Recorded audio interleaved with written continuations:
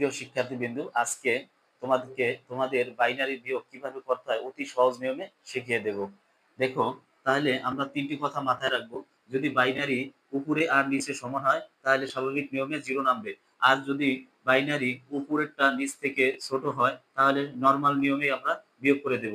আর যদি উপরেরটার চাইতে নিচেরটা বড় হয় তাহলে আমরা বেস ধরে বিয়োগটা করব। যেমন আমাদের এখানে বাইনারি বেস আছে 2, তাহলে এখানে আছে 1, 1 এর চাইতে 0 ছোট, তাহলে আমাদের এই দুইটাকে 0 সাথে সমর্থন করে দিবে।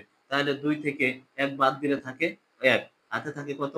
যতবার বাদ দিব ততবার থাকবে, হাতে থাকবে 1। তাই 1 আনলাম শূন্যের জায়গায়, 1 এর চাইতে শূন্য ছোট, তাহলে এই 2 আবার এই শূন্যের সাথে সমর্থন করবে, তাহলে এখানে নামে 1, হাতে থাকে 1, 1 আর 1 2, 2 এর চাইতে 1 ছোট, তাহলে 2 থেকে 2 বাদ 2 থেকে এখানে আছে কত?